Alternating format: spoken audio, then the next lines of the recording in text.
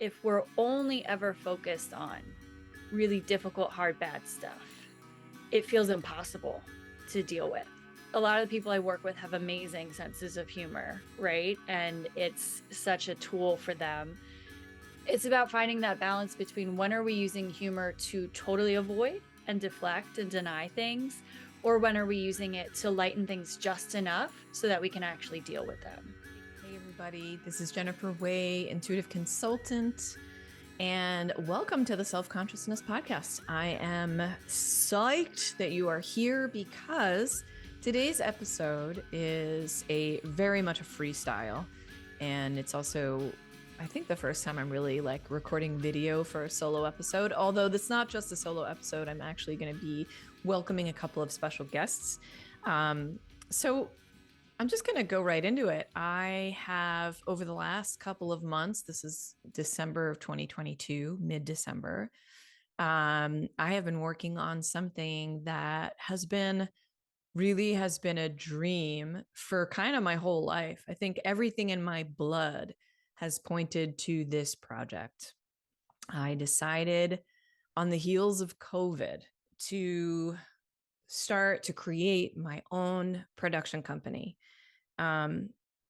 If you're not already familiar, my history involves going to college for television radio production. I was a video production concentration major in Ithaca College. It was really difficult for me to get a job in the industry when I graduated, and there's many reasons I have explored personally and professionally as to why that was the case. I mean, I think it comes down to the fact that I didn't really have a strong narrative that I was worthy around that time. So I was not exactly, exuding the kind of confidence that you need in order to really start pursuing a career in that industry.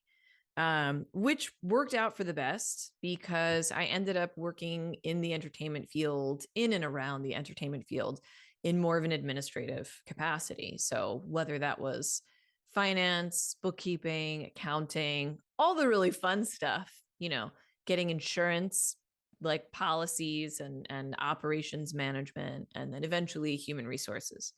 The good thing about that is I learned a really solid foundation and background of those kinds of skills that I would need to start my own business. And I always kind of knew that that would be something I wanted to do. And when I started my intuitive consultancy, I kind of thought that that would be it. But there's just something inside me that knew that I needed to create something that was more on the ground. So I had been playing with circles for many years, whether it was like an empath circle or a new moon circle or a woman's circle. I have been doing those kinds of things actually for a really, really long time. Just trying to get people together, interacting one-on-one. Now you can kind of see, if you did watch my last 4 episodes of Feminine Rising, all of those episodes were leading to this one, this announcement of this company, because all 4 of those women were creating things where they were bringing divine feminine into form. And that was always a huge part of what I wanted to do. I would say about 5-6 years ago, I got the idea. Well, I got the download really during one of Andy Murphy's, my beloved friend, an amazing teacher.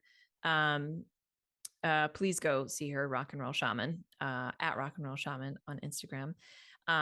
During one of her Akashic Records reading classes, I was getting downloads from Hathor, and I was also working with Sekhmet at the time, and also with Isis and Thoth. And but the visions that I had seen in regards to Hathor involved temples and priestesses, and it was just so interesting to me that a lot of what I was seeing had to do with humor and laughter. And the message became very clear that healing and laughter is obviously combined and linked and can be very helpful. So I started kind of playing with this idea. I even have a video on YouTube about the quickest way to kind of go from shadow to light is laughter and humor, kind of puncturing the membrane, if you will, of vibrational fields and moving from one to another. Humor and laughter is just such a fundamental part of humanity. You like that word? Of being human, of having a heart. And it's a huge part of what's missing in the world. I also had been noticing that I feel like the entertainment industry is there for distraction.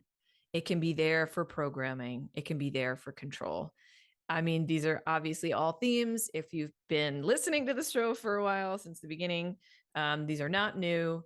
I have very strong opinions about the entertainment field. I don't love that when people want to work in the entertainment field, there's a lot of sort of degradation that happens. There's a lot of exploitation that happens. And people really have to squeeze into certain roles. And I don't mean like acting, but this idea of performance as a means of entertainment, entertaining the masses in order to kind of control the vibe. I wanted to do away with that. I realized for a long time that performance is actually very sacred. So a lot of the visions had to do with that, kind of coming back to that. And I'd also read an article, I don't remember when, that there was a scientific study about shamanic practitioners or shamans, and that the performance aspect of a shamanic ritual was key to whether people were healed. And that really struck me. Not to mention all of the people I had been sort of getting to know, like Karen Rontowski or the work of Jessa Reed, even all of the people in their circle who are comedians by trade or were comedians by trade, and were integrating a spiritual side to it. So I came up with an idea to create a festival where we would weave stand-up comedy and wellness. And as I was beginning to really plan that out and starting to go to comedy shows here in Jersey City, where I live, which, by the way, has an amazing comedy scene. I mean, who knew? In the last 5 years, it has grown exponentially. You can find a comedy show any night in Jersey City, which is amazing. And there's some really wonderful and amazing promoters and producers who are doing that work. And I was just like, well, I'm going to start this company and I'm going to start planning this festival. But I think the answer right now is monthly shows or twice monthly shows. So you're getting a real like peek into the process. This is, as my husband would call, a play-by-play. Enjoying it? So this is my thought process. This was basically the process that brought me to create Hathor Communications.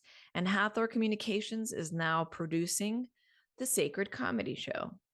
So the Sacred Comedy Show is me gathering 3 to 4 amazing comedians, mostly women, although I am not excluding anyone else.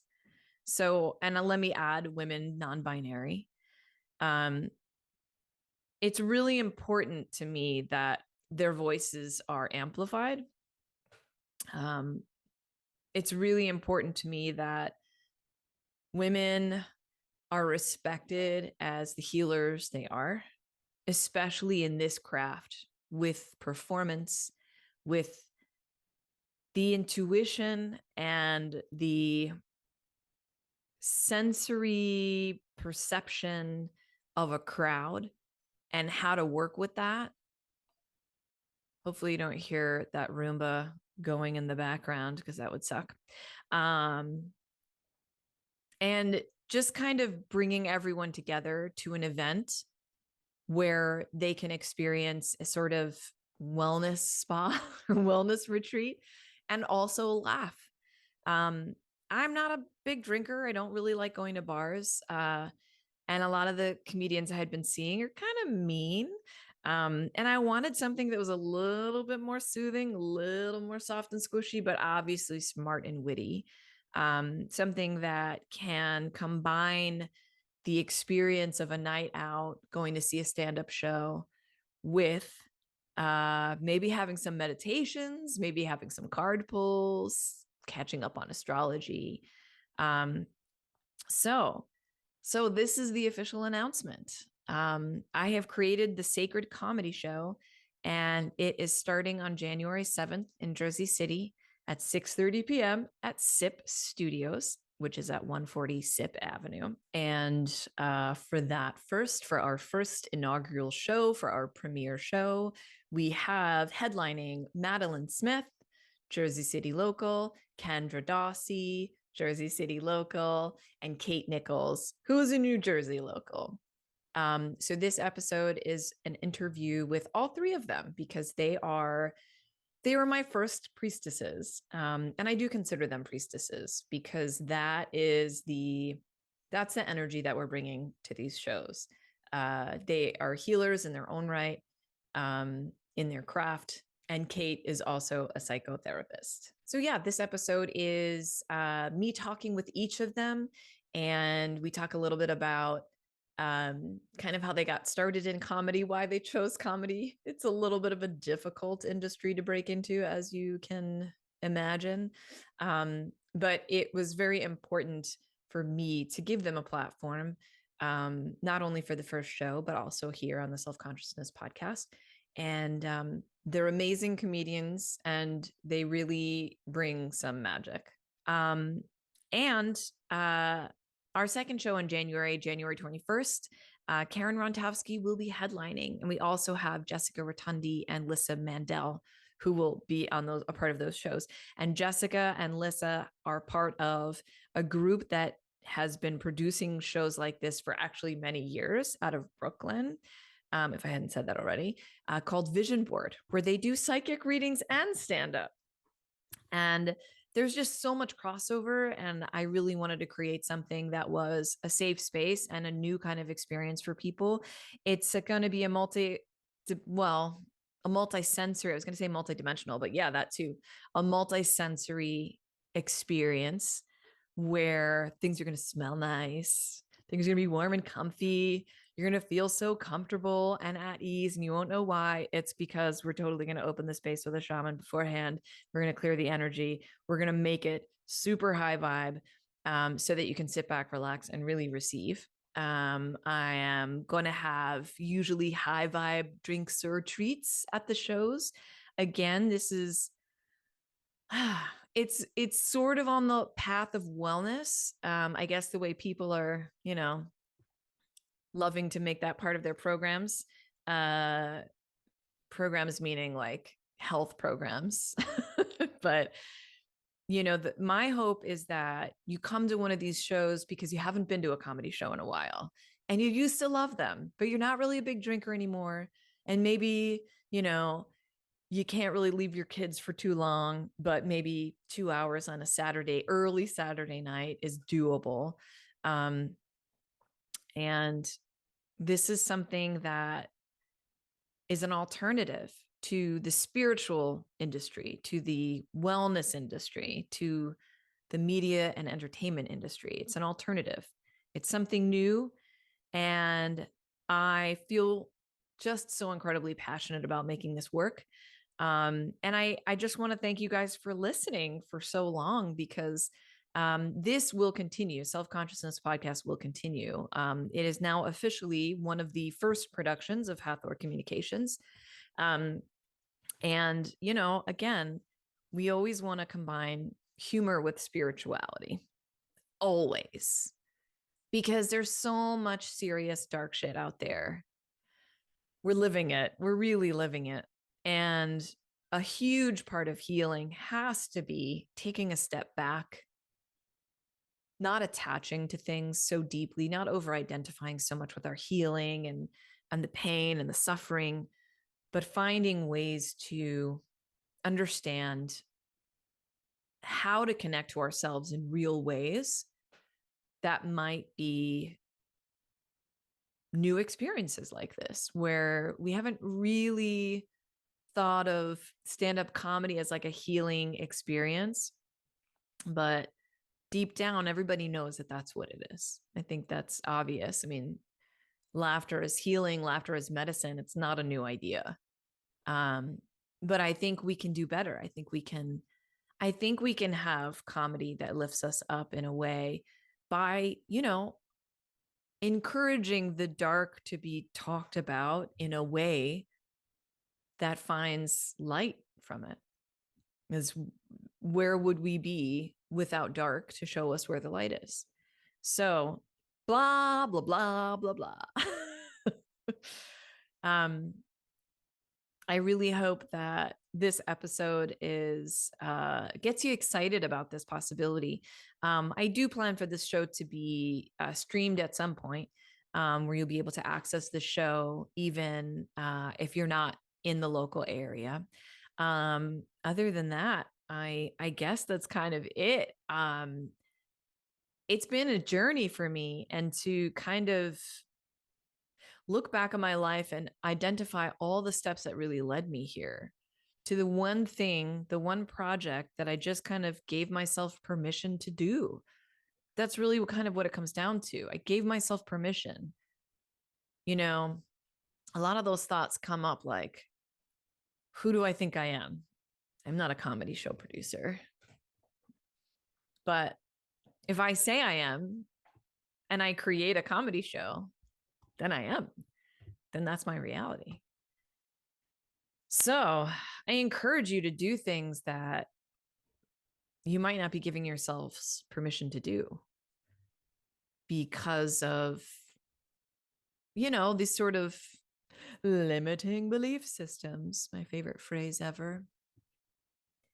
I think it's really important to allow yourself that kind of freedom.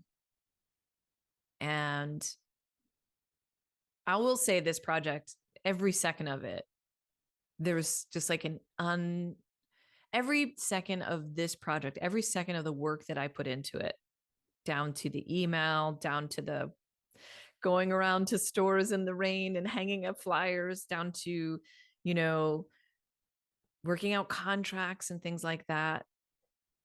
Every part of it is fueled with so much energy for me because I finally aligned into purpose energy in a way that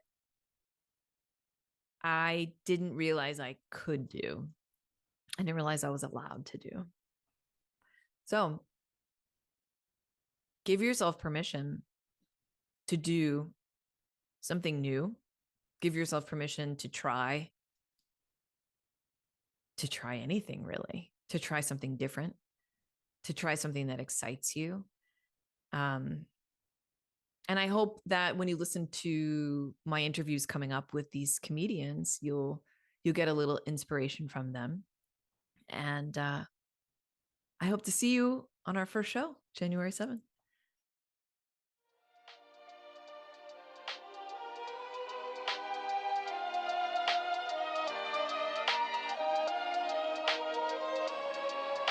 Hi, Kate. How are you? It's so nice to finally kind of meet you. I know. We've been talking, we've been speaking over the phone and like Instagramming each other, but it is nice to finally meet you. I'm psyched. Kate, welcome to the Self-Consciousness Podcast. I'm so excited that you are here virtually, even though you're not that far away from me, right? You're in New Jersey. Yeah. Well, very excited to be here. Yay. So you are a stand-up comedian and you are also a psychotherapist. Correct. So the golden sort of like, okay, I don't even know what I'm saying. I'm probably going to cut that out because I'm like, I didn't prepare anything at all. How did you combine those things? How does comedy and healing kind of overlap for you? Or do they even? Absolutely. I think comedy is has in my life probably always been something of a healing tool. I grew up in a very funny family and extended, family and community. And humor has always been something that was used to balance really difficult things and challenging things. I think my family is like culturally mostly Irish by descent. I think that's like kind of a cultural thing that we use humor to lighten heavy situations and to get through things. A lot of dark humor and stuff like that, and just light, silly, fun stuff too. Yeah. How did you like, what was the decision to become a stand-up comic? When did So, that happen? yeah, I got my master's in social work in 2014 and I started working. And at that point, it was the first time in my life that I'd had some free time and disposable income. And I was doing some self-searching, I guess. I think that was around the time I was probably starting to go to therapy and feeling like, my work was really challenging and I wasn't having a lot of fun. And so I read something about, in order to figure out, what you're really passionate about, look at what you did for fun as a kid. Like I knew that I liked helping people, I enjoyed it, but it's very heavy stuff. It's a lot of work. And, that wasn't it for me. So it wasn't the only thing. So when I was a kid, I used to like write parody songs and do like little sketches with my friends. And I always loved making people laugh. And I was like, oh, I guess I could actually do that. I'd never seen it as a viable path because financially I just kind of was of the mindset that like people who pursue entertainment have their parents paying rent for them. And it just didn't seem at the time like a realistic option for me. Anyway, so I took some improv comedy classes, and then some of my pals through there started doing stand up, and I started going to shows, and I was like, I really want to do that. So then I got into that. So I kind of, over the past decade or so, have been growing both careers concurrently, This is Yeah. like, when I first learned that about you, I was just like, I was like in awe, because to be able to balance those two things, and like, it's just, obviously you're a perfect fit for the Sacred Comedy Show. So you're going to be performing at our first show, our inaugural show. What's the best experience you've had on stage? Like, what's the magic? Have you ever been able to kind of pinpoint what makes it work? That's a great question. I What's coming to mind for me first is a storytelling show that I did. Um, and I've always really loved storytelling, comedic storytelling, or the story style of comedy. And I did this show where I told a story about my learning how to drive a stick shift. And the first car that I bought, that was like just my car. That wasn't like something that was like multi-use in the family or like handed down. And it is a really fun, light story, but there is also a lot of heaviness to it as well, because it's about my mom who was bipolar. And throughout, at one point in the story, I do talk about her passing away. And it was kind of like something that was injected into the story that was a surprise to the audience. So there was this moment where they're laughing, like it really built up this crescendo, and they're laughing about the story, and I'm like, oh my God, they don't know that I'm about to say that she's not alive anymore. I know, no, thank And I'm sorry. you. I'm sorry for Because your loss. like that moment in my mind stands out to me so much, because I think I even said like, oh no, you guys don't know what's about to happen. And then I said it, and like the way it changed the energy in the room, but it like shifted us from this space collectively in the room of like laughing and being so plugged in and in it together, to like, oh shit, yeah, bad stuff also happens in life, but we were all there together. And there is like a very bittersweet theme to that story. And I felt like it landed really well. And so that's a moment where it just all came together. Those are my favorite that's like my favorite intersection, my favorite place to hang out is between really tough stuff and joy and laughter in that difficult stuff. Where do you see, what would be the ideal like path for your comedy? Where do you see yourself in 5 years comedically? Yeah, I get asked this question a fair amount, and for me, I think it's about sharing stories, like the idea of a one woman show type deal, but that has, a bigger underlying message. I think anybody w- hopes for that when they put something out there. Like, it's not just all about me, it's about being human and how we, make it through things. Something that really strikes that balance between um having fun and feeling like you're getting something for your soul out of it too. Yeah, I saw It's really good. this show once, this one woman show where this performer, she was so wacky and silly and had like these crazy outfits and this little backup band, but she talked about some really difficult stuff too, but she pulled in all these pop culture references and engaged the audience, and there was audience participation, and she'd make people get up and like do all these things, and it just was like this, that's what I'd be aiming for, something that is just so fun but you also really get your feelings in it. I think that's what it's about, is like when something is just silly and just fun, it feels like there's this part that's kept in the shadow of like life is difficult and challenging also. Both things are true. Um and I really like to see both things at the forefront together. Um there's something that feels really like not so great about when it's, you feel like we're hiding all of the other stuff, the difficult stuff, the hard stuff. So when art or media comedy is able to like hold those things together, I feel really present with that kind of stuff. Yeah. Yeah. It's like a richer experience. It's a more Yeah. human experience. Yeah. Yeah. As opposed to just a distraction. Hmm. Yeah. And I think that's part of the therapy work as well. If we're only ever focused on really difficult, hard, bad stuff, it feels impossible to deal with. Like a lot of the people I work with have amazing senses of humor, right? And it's such a tool for them. It's about finding that balance between when are we using humor to totally avoid and deflect and deny things, or when are we using it to lighten things just enough so that we can actually deal with them? Because if it's too heavy, we can't even go there. Yeah. But if we can like lighten it just the littlest bit, we can get in there. Yeah. Yeah. Do your any of your clients know that you do stand-up comedy? Yeah. Um, What's their reaction? Are they surprised or are they like, oh, that fits?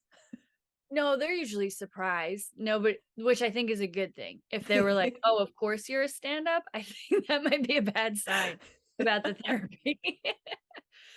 Um, Yeah. like, "Oh, you're coming in here doing jokes all the time." But I've had a generally very good response from people. People are like, "Oh my God, that's so cool," And that's part of something that I do. I specialize in working with women and queer folks, non-binary femmes. And part of the work is about embracing the fact that we can be multifaceted beings. You don't just have to be one thing. You don't just have to fit this narrow definition of societally or within your family you feel like you're supposed to be. Yeah. Um, Yeah. yeah, because there is a voice in my head that's like, you can't do both. If you're going to be a therapist, you have to be very serious. You can't be a comedian. And if you're going to be a comedian, you can't, get into all of that heady, brainy stuff, all of that feeling stuff too much. Um, but I do think that you can be both. Yeah. Um, and so I think my clients really respond to that when they find out about it. They're like, oh yeah, you can like do other things. You don't just have to be one thing. Yeah. I think it's a marvelous example of all of the things that people are capable of. And to be able to hold both things to me is just again, I'm like, you must be just like an awesome therapist. I would love to have you as my therapist. But you're also like, you're creating safe spaces. You're creating safe spaces for people to be able to kind of be themselves, for people to emote around you, whether it's, you know, the darker stuff or even the lighter stuff. And it's fascinating. I'm like so curious about like your chart and stuff. Like what? It must all point to this, like very much it feels like you're very much in alignment with like what you're meant to do. How can people find you? Oh, I'm on Instagram mostly. For comedy stuff, you can find me at Hey Kate Nichols, HeyKatenichols. And then I do have a therapist Instagram. It's at Cycle Breakers Therapy, like breaking cycles. CYCLEBREAKERSTHERAPY. People, when I say it out loud, they think I'm saying psycho breaker therapy a lot. Written out, there's never that misconception, but when I say it, sometimes that's what happens, which makes sense because that's already in your mind. Psychotherapy, psycho breakers therapy. But no, we're not breaking psychos. We're breaking cycles. Yeah. Intergenerational cycles, or the cycles that we are engaged in our own life, even if they're just within you as an individual or at large, you know, part of a community or family system. But it's about how do we break those cycles and how do we create new cycles in our life that we want to see? Yeah, that are more in alignment with who we authentically are. Oh, I love it. Yeah. Yay. Thank you so much for Thank talking. you. And we'll see you guys. We'll see everybody on January 7th. Can't wait. I'm so excited for this show. I'm so excited too. Sorry, Kendra and Madelein, welcome to the Self-Consciousness Podcast. Sorry that we're eating bagels. Thank you for having us. Thank you so This much is for having us. perfect because it's Hanukkah. So it's like, in a way, you're celebrating without realizing that you're celebrating. So Yeah. thank you for representing my religion that I don't follow, really non-practicing. Is it Chag Sameh? Is that how you say it? Did I fuck it up? I fucked it up. You didn't fuck it up because I have no idea. Well, I love you guys, first of all. Oh, and I you. am so honored that you both have agreed to perform at the very first Sacred Comedy show. Who knows what's gonna happen? I'm so excited to have you both because I am gonna be I'm gonna be emceeing and like hosting. And I could only do that with people that I like really respect. So Madelein, I had seen you perform on a Thursday night and you were embedded in a group of, it was pretty much a sausage party. And no offense, sausage holders or owners. But it was the only performance that didn't make me feel uncomfortable. And I was just so I was like, yep, first person I'm booking 100%. And I think I remember asking you, I'm like, are you into woo? And you're like, I'm a lesbian, of course I'm woo. Yeah, I feel like He has a salt lamp. I do have a salt lamp and tarot cards and stuff, so I like a little bit, not like hardcore, but like a little bit. I mean, listen, you're open. That's all that matters. Yes. And Kendra, are you woo adjacent? Are you woo? I definitely had an astrology phase. You still are really into this. I mean, I just know. I don't think I'm into it. I just know it. So if someone's like, "I'm a Capricorn," You I just could know be. it. I could like here are the stereotypes associated with your sign. But no, I know a lot of people who are like into woo stuff. And Yeah. I've had a tarot card reading. Actually, I've had a few done. Yeah. I see very much a crossover in sort of almost like an intuitive connection with your audience when you're performing. So I kind of just wanted to ask you guys. I mean, I also wanted to ask like how you got started. Why don't we start with that first? Okay. Such a good host, you guys. You should know this by now. But so each of you, if you can, just let me know. Let me know. If you can, sorry, that would be great. Let me know. Madelein, do you want to go first? like how we got started in comedy. How did you decide that you were going to do this? Actually, I've been doing comedy for pretty long, almost 10 years. In come June, it'll be 10 years. So I started in 2013 when I was 23. I was right out of college and I moved back to Rochester where my family lives. And when I was in college, I had some friends that would go into, because I went to college in Fredonia, which is very, very Western New York.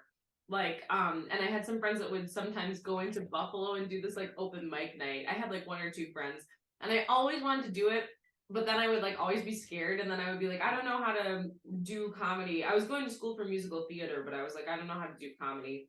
So it took me like 3 years to actually get up the courage to do it. And then I would move back to Rochester, and the comedy club there was having a contest. And I signed up for the contest, which I would like really not recommend anyone do that if you've never done stand-up. Like, I think that was crazy. But I was just like, I'm going to do the contest. So the first time I ever did stand-up was in a contest, which was like really unhinged. But I made it to the finals of the contest. So it was, I think I was already pretty good at it because I already had stage presence and had, been going to school for theater. So I think that helps. For theater, yes. So that's pretty much it. Yeah. And Kendra, how about you? Yeah, so when I was in college, I was in a sketch comedy group, and I was like interested in doing something kind of comedic. I did high school theater. We were both high school theater kids, even though I make fun of high school theater kids now. I was one of them. That's why I can make fun of them. But I went to college and I was like, it'd be really cool to do comedy. I want to do something comedic. I auditioned for all of the improv groups. I didn't get into them, but I got into sketch group. And I did that, and that was like one of the few things I felt like I was good at in college. So when I graduated, I was like, I do want to continue doing something like this. And I had a few like slow starts. I even like I did a little bit of stand-up in college, like a few times. And then when I graduated, I was doing it a little bit, but then I was like, oh, I got a job, I have to focus. But my like, what I guess like comedians usually think of like when they start stand-up comedy is when they start doing it consistently. So I started doing it consistently, I think June 2017. 5 years ago. Yeah, 5 years ago. Because I was fired from a job and I was like, okay, I'll just do, like, I want to do comedy, I'll just do it. And then like I got another job the next weekend, so I was fine financially. But that kind of, I think me getting fired kind of it kind of kicked me in the ass and was like, you should just like do what you want to do. So yeah. Amazing. I mean, that's the other thing. It's like, I feel like everybody who does comedy right now has to have another job because it just doesn't seem like it's the most lucrative. The wages have been stagnant since like the 90s. It's pretty rough. It's rough. I was listening to a podcast with Leah Delaria, who is another lesbian comic. And she's in Orange is the New Black, but she started out as a comic. And she was like, yeah, I started stand-up in the 80s in San Francisco. And within like 4 months, I was able to quit my day job. And it was the first time I was jealous of someone who lived in the Reagan era. I was like, I want to make enough money doing stand-up to be able to just be like, I'm just going to perform. But now you need to be like Chris Rocks. It is really hard to make money. I mean, there's like avenues of making money and not being like super famous. Sorry. But I know, sorry. It's okay. Everything up. But I do feel as if like mainly to make money now in comedy, you have to do like college gigs or cruise ship gigs or something like that, unless you're like a really, really famous person and then you're good. But because I feel like sometimes also it doesn't equate, like how much attention you get online doesn't equate to money either. Because like I have a lot of friends in comedy who have over 100, 200,000 followers on TikTok, but they don't make like any money from that. So it's just like, and I sometimes, it can be kind of embarrassing sometimes too, because sometimes like I'll have videos that will go viral and then I'll have people like you know, like in my inbox and stuff like that. And I'm like, I literally have like $50 left to my name. And it's like not, you know what I mean? Like it's just not, I feel like people think that if you have a lot of like online attention, or like if you have like these videos that are getting really big numbers, that it equates to making money. And it like really doesn't. Like so yeah, so comedy is hard. Comedy's hard. Yeah. Well, so what keeps bringing you back to it? What has created this sort of almost like this devotion without making you sound crazy? Like what? Mental illness. It's all mental illness. Yeah. If we were reasonable people, we would be doing something else. Like I think since Kendra and I have been together too, I think that it has also put like I see other people who are in couples and like getting married, getting engaged and stuff, and are able to like buy houses. And I'm like, oh, if we just had normal jobs and moved to like, you know, suburban Pennsylvania or something, we could get like a big house. Well, we don't want to live there. We don't want to live in suburban. That would be awful. But I think it is hard because you're like, why am I doing this? Like, why am I for 10 years pursuing this crap that gives me like barely anything back? But I think that it's because it's like, I really love it. I think it's so fun. It's like there's very few things in my life that I like genuinely am like, this just brings me joy. And it's not like I'm like doing it for another person. I'm just doing it for me. It's just something I want to do for myself. So I think that's why for me. I can't speak for you. No, that's why for me too. And yeah. I guess I could frame it as like mental illness. But I do genuinely enjoy it. I think like as people from marginalized groups, comedy is one of the few times where like people are expected to listen to you. They usually do, not always. Definitely. And honestly, there are a lot of like queer women in comedy, and I feel like that might be part of it. Also, lesbians are just funny. That's true, I guess. Yeah. Sometimes. Yeah, I think there definitely is like there are definitely people who are like, oh, I really love this. This is like the time where I'm able to actually express my thoughts without, without my boss saying don't do that or whatever. Yeah. And to get the response that you get from people, it's got to be sort of like confirming and like validating. Yeah. It's awesome. Mm-hmm. What would you say is like, what does a great night or a great performance feel like on your end?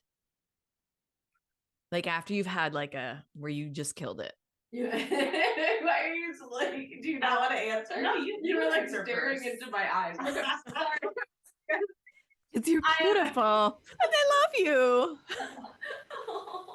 I would say it's so satisfying when you just like when you do a great show and like get a ton of applause breaks or get like just like everybody, all your jokes are hitting really hard. I would say it's just this feeling of like, it's so hard after that. Even if you're tired, it's hard to like go back to your home or your hotel or whatever and like go to sleep because you're like so ramped up. But I think for me that usually only lasts for like an hour or two, and then I'm like, then I'm like back in like not depression, but like back to like anxiety brain again. But I think that the nice thing for me is that it gives me at least an hour or two of like feeling good and happy and not having anxious thoughts.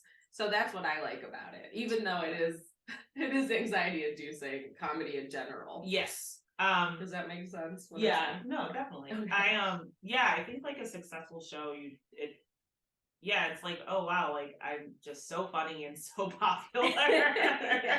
It feels very successful because it does. I think the way sometimes like seeing some people do stand up, you get the idea that you don't have to put a lot of work into it, which is not true. You have to put a lot of work into it. So it's like all that hard work paying off, all that time at open mics being, annoyed or bored and listening to everyone else's same jokes, and then like waiting 2 hours to talk for 3 minutes to see if one punchline works, and then it doesn't work, and all of that. It is a lot of hard work. So yeah. So kind of going back to that question about intuition, do you ever would you say you're connected to your own intuition in a way, and you're able to kind of experience a little bit of that when you're in a crowd or when you're in front of a crowd? What is that experience like? Yeah. I think so, yeah. Yeah, you definitely feel the vibes of the crowd, and you're like, oh, like, dude, like they seem upset this evening, or like, whatever. Yeah, I think so, and you kind of like feel it out and kind of figure, which is, I mean, you should always write like a list of your jokes, and I think Madelein and I sometimes will like write a list of our jokes, and then we're on stage, and then we're like, oh, like I think they'll like this joke that I didn't write down, but I've been doing for a while. So yeah, or like Madelein's very amazing at crowd work, which is why you should book her. I'm not that great at crowd work. I mostly just like kind of shout at people. Not in a mean way, but Come Saturday night, January 7th, to be yelled at. But politely. No, Politely. I just talk loud when I get excited, so you won't be yelled at. I'll just be yelling. Yeah. Yeah. Won't be at anyone. Perfect.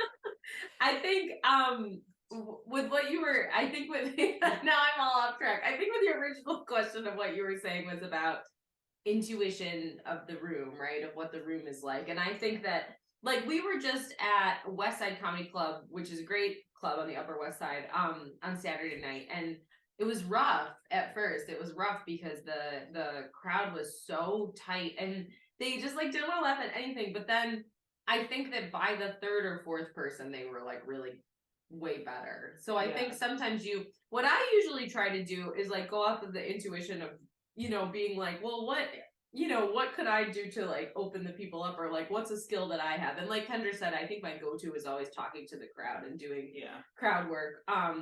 But yeah, you can just tell sometimes when people, or like sometimes you do shows where like people didn't know that comedy was going to be happening. It's like a show. That happens, and that's like not fair to people. And we started in smaller scenes. So I started in Connecticut, and then Madelein started comedy in Rochester, and that would happen all the time. Where like it would be like a Tuesday night show at some bar, and like Bumblefuck, Connecticut, like named after Native American, like a Native American tribe. Everyone there like hates anyone darker than a certain skin color. It's like someone would like go New York to someone would go to the start of the bar as all these people are watching some whatever game. And they're like, hey, there's gonna be live comedy tonight, and you would just have to like fight for your life to get a fraction of attention from like burly men. But that's like comedy gym, honestly. And I think like I think it does help your growth as a performer as much as those settings are awful. It does help your growth to like be there and kind of like intuit what people are into, or like be able to write something good enough to grab their attention, or like find some way to like get their attention. Not even write something good enough, because sometimes the dudes are like, it's not even about writing it. No, it's literally like performance, or like being like, hey, they noticed me. Well, did you see, I was just thinking about that. Did you see, I had posted this video. I posted this video on Instagram like a day or two ago that was a video from a long time ago when I first started comedy. It was from, I think, like 8 years ago. I think it was, like 2014. And it was in this bar in North Tonawanda, New York, which is like very much rural, up by Buffalo, up by the border. And it's like really, really rural. And the video starts with me saying to this man who kept talking and talking, I said, how many times have you been shot? Because I felt like he had been shot. And then he was like, I just got a vibe from this man that he had at least been shot once in his life. And he was like, I've been shot once in this bar by this woman, Leslie, and told this whole story. You're a psychic. She had the metal detector in her head. She knew that there was like stray bullets inside the About this man. You have to, Jennifer, if you haven't seen the video, it's on my Instagram. I saw it. I'm gonna. It started with me. Show it right here. It started with me knowing that this man had been shot. I don't know why, but he had that vibe about him. And so sometimes I'll just do crowd work with somebody and start it off in a way where I'll just, because I think I already know about people sometimes. When when certain people keep talking and stuff and you're like, okay. Yeah, you also meet a lot of different people, or you perform in front of a lot of different people. You meet a lot of different people in comedy. So like, of course you should not reduce people to like stereotypes, but you could use, like, if there's like a drunk girl wearing like a like bachelorette party sash at a gay show, you're like, she's going to be so annoying. Yeah. She's going to be, she is drunk. Yeah. She wants to have a good time. Her thought of a good time is a comic like yelling at her.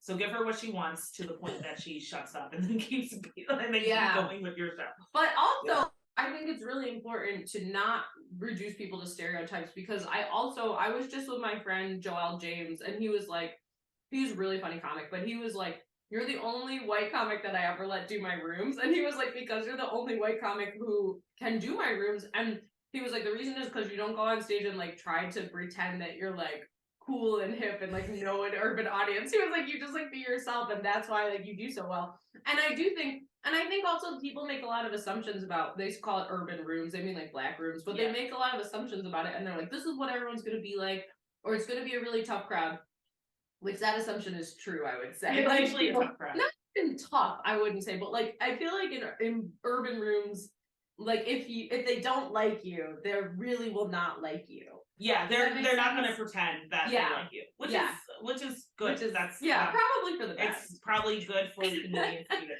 But you don't want to like go in with the assumption and be like, oh, no one's gonna like me because I'm not like the same race, or like because I'm gay or something. Although sometimes there could be a little homophobia there, but there could be homophobia in like any room. So like I think with me and urban rooms as well, like I grew up in the suburbs, and like I'm not like less black, but I know I'm not the same person as like Tiffany Haddish, because we're separate people. And she's a Jew, by the way. She is Jewish. Ethiopian. Wait, Ethiopian Jew. Benai. I forgot the term for Ethiopian Jew. So she is Jewish. Oh yeah, there is that. But yeah, like it's.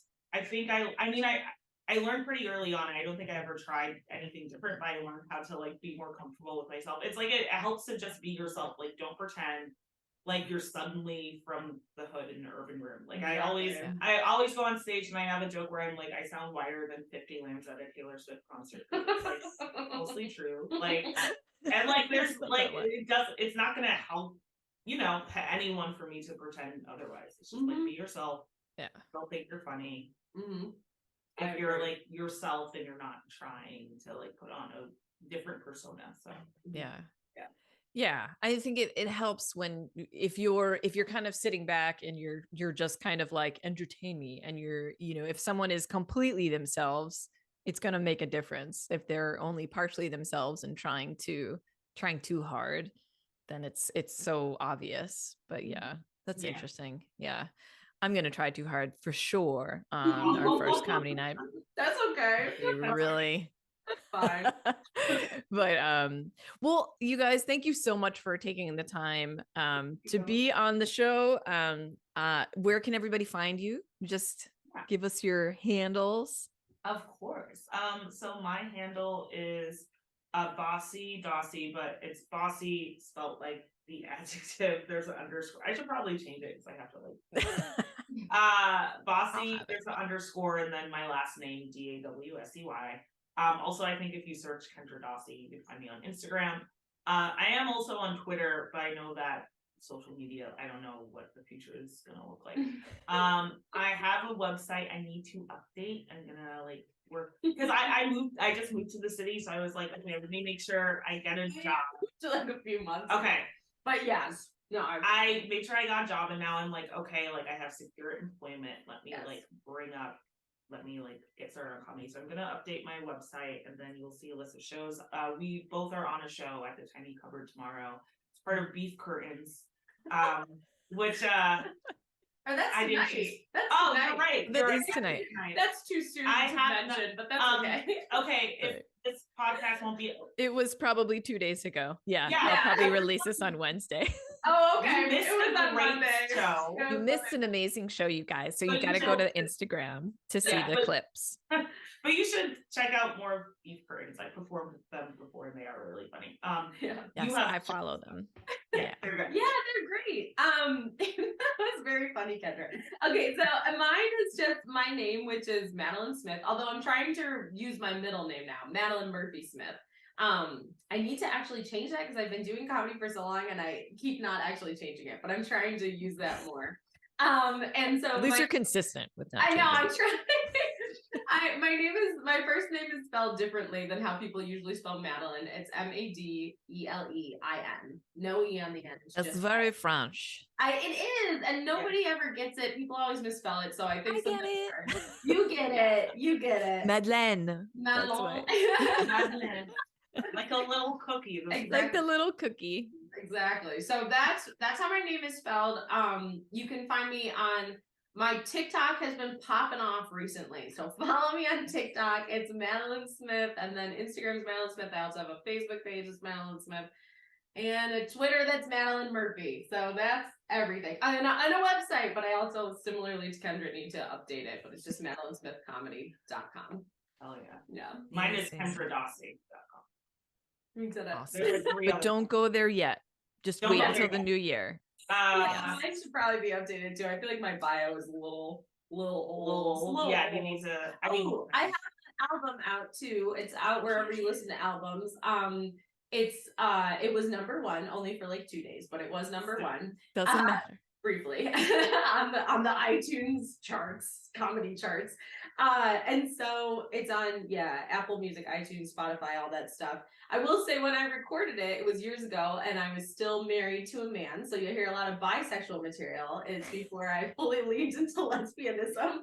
So but I think it's a good album regardless. It's a great album. Thank you very much. I cooked to it recently. Oh, nice. Thank you. Yeah. I really appreciate it. It was What's the title again? Oh, it's called Belle of the Ball. Right. Yeah, and it's my name, Madeleine Smith. Thank you so much for listening. Of course. I appreciate it. Yeah. I feel like listenership has dropped off over the years, so I'm glad that some people are. I listen to it. You have to.